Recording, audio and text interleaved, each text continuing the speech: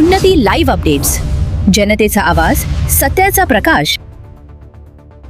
अवैध दारू विक्रीवर पोलिसांचा दणका, दोघांवर कारवाई तर एक जण फरार. सिरसाळा पोलीस स्टेशनच्या हद्दीतील कावळ्याचीवाडी तालुका परळी येथे अवैध दारू विक्री करणाऱ्या विरुद्ध पोलिसांनी धडक कारवाई केली आहे.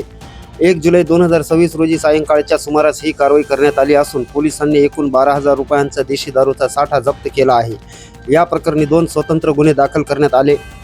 पोलीस नाईक योगेश समुद्रे यांना मिळालेल्या माहितीनुसार कावळ्याचीवाडी येथील किराणा दुकानासमोर पारुजी शिवराम शिंदे वय 65 वर्ष हा विनापरवाना देशी दारूची विक्री करत असताना मिळून आला.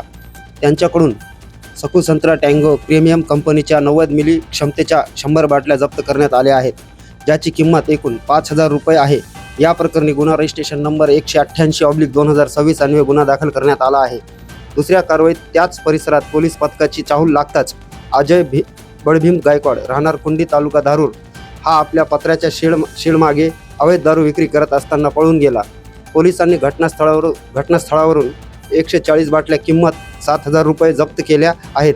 या प्रकरणी पोलीस नाईक विकास मुंडे यांच्या फिर्यादीवरून गुन्हा रजिस्ट्रेशन नंबर 189/2026 नुसार गुन्हा दाखल करण्यात आला आहे.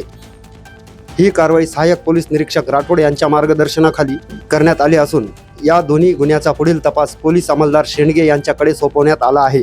भरवस्तीत आणि किराणा दुकानांच्या नावाखाली सुरू असलेल्या या अवैध धंद्यामुळे परिसरात खळबळ उडाली आहे.